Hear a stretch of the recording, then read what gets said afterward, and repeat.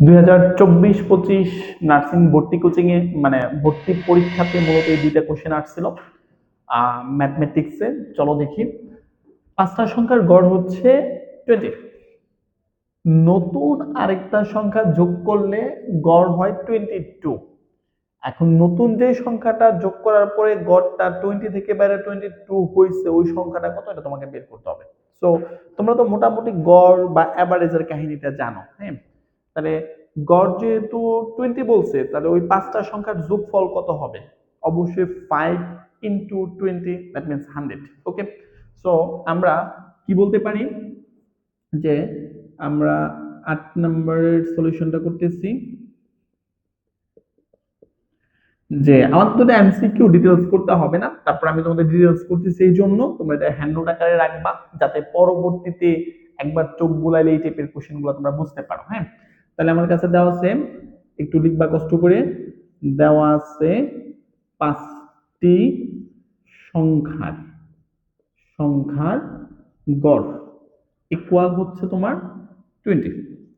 তাহলে পাঁচটা সংখ্যার গড় যদি 20 হয়, তাহলে পাঁচটা সংখ্যার যোগফল কত হবে? অতএব পাঁচটি সংখ্যার যোগফল, তাহলে আমরা যদি 20 সাথে 5 গুণ করি, 20 ইন্টু 5, দ্যাট মিনস 100 হচ্ছে এই পাঁচটা সংখ্যার যোগফল।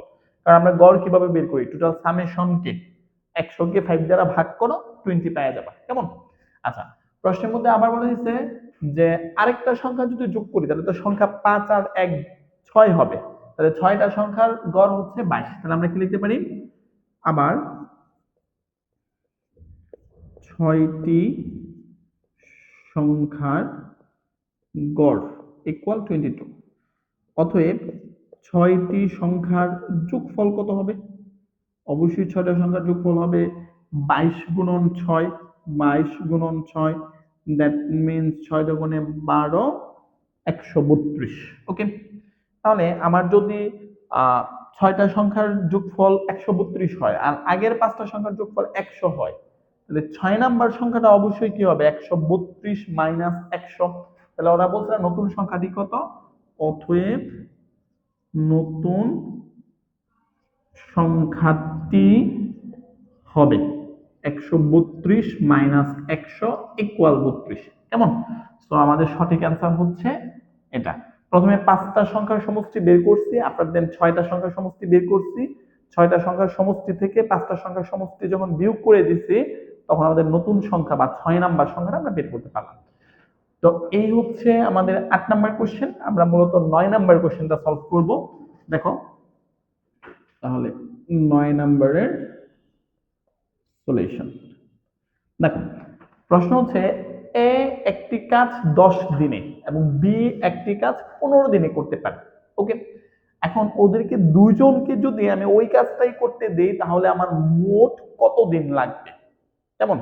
এই টাইপের অঙ্কগুলো অনেকের কঠিন মনে হয়, বাট স্টেপ বাই স্টেপ করো, ইজিলি পারবা। তাহলে আমি এর ক্ষেত্রে কি বলতে পারি? 10 দিনে সে করতে পারে সম্পূর্ণ কাজ অথবা একটি কাজ। কেমন? তাহলে আমি কথাটাকে এভাবে লিখতে পারি, এ এর ক্ষেত্রে এর ক্ষেত্রে 10 দিনে করতে পারে এক, মানে কাজের এক অংশ করতে পারে, কাজের ওয়ান অংশ। এই ওয়ান অংশ মানে সম্পূর্ণ কাজ, ওয়ানটাকে আমরা সম্পূর্ণ টোটাল ওয়ার্ক ধরে নিলাম। মানে অতএব সে মূলত একদিনে কাজ কম করবে, মানে 1/10 অংশ। তাহলে এটা হচ্ছে এ এ ব্যক্তির একদিনের কাজের পরিমাণ। সেম কাজটা আমি বি এর ক্ষেত্রে করব। বি এর ক্ষেত্রে 15 দিনে করতে পারে করতে পারে কাজের এক অংশ। তাহলে অতএব একদিনে করতে পারে কাজের 1/15 অংশ। তাহলে এটা হচ্ছে বি একদিনে যেটুকু কাজ করতে পারে। এখন আমি যদি একসাথে এ এবং বি কে কাজে লাগাই দিই, তাহলে একদিনে এ করবে এইটুকু, একদিনে বি করবে এইটুকু। তাহলে আমরা ওদের প্রশ্ন তো ছিল এরকম যে দুইজন একসাথে কাজটা কতদিন করতে পারে, তাহলে আমরা দেখতেছি দুইজন মিলে একদিনে কি পরিমাণ কাজ করতে পারে। লাইনটা হচ্ছে তাহলে অতএব এ ও বি একসাথে একসাথে একদিনে করতে পারে করতে পারে কাজের কাজের কত হবে, এটা প্লাস এটা 1/10 প্লাস 1/15 অংশ। তাহলে সব মিলে আমরা যদি এখানে লসাগু নিই, লসাগু যাবে কত, 30 যাবে, তাহলে 3 প্লাস 2 ইকুয়াল হচ্ছে 5/30 মানে 1/6 অংশ। ওকে, তো ওরা দুইজন যদি একসাথে করে তাহলে কাজের এত অংশ ওরা একদিনে করতে পারবে।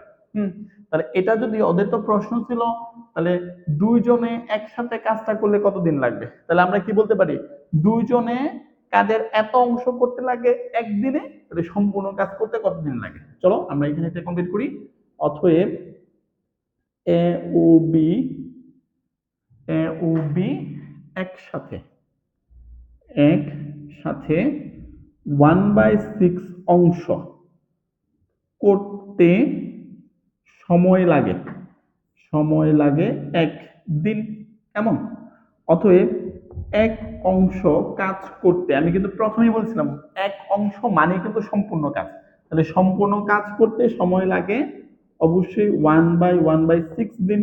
তাহলে 1 এই ভাগের পরিবর্তে গুণ, 6 উপরে 1 নিচে, তাহলে সব মিলে হচ্ছে কি তোমার 6 দিন। তো আমাদের ফাইনালি উত্তর হচ্ছে এটা। দেখো এটা এমসিকিউতে আসবে, আমি নিজেও জানি। এখন মনে মনে কোশ্চেন করতে পারো, আমি তো এমসিকিউর জন্য 100টা এমসিকিউর জন্য আমি পাবো হচ্ছে 60 মিনিট। তো আপনার সাথে যদি আমরা টাইমে বসতে চাই ক্যালকুলেশনে, তাহলে আমি একটা এমসিকিউর জন্য অ্যাভারেজে টাইম কতটুকু পাবো, 37-38 সেকেন্ডের মতো, বা 40 সেকেন্ডই ধরলাম। তো আপনি যে অঙ্কটা করলেন এটা তো প্রায় 2-3 মিনিট লাগাইলেন, তাহলে আমরা টাইম ম্যানেজমেন্ট কিভাবে করব।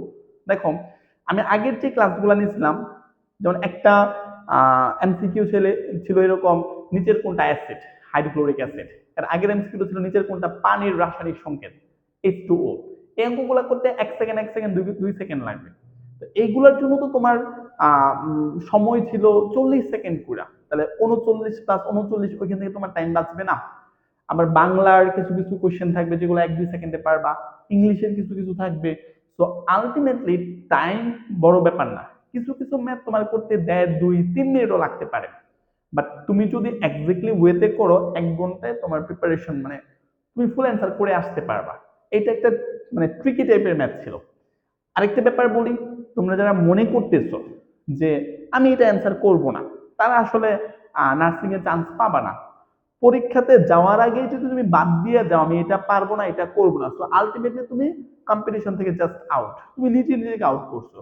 যে জিনিসটা পারো না এটার প্রতি বেশি পরিমাণে ফোকাস থাকো, তখন দেখবে তুমি আস্তে আস্তে পারতেছো। হয়তো বা এই অঙ্কটা তোমার কাছে কঠিন লাগছে, বাট তুমি একবার দুইবার ট্রাই করো।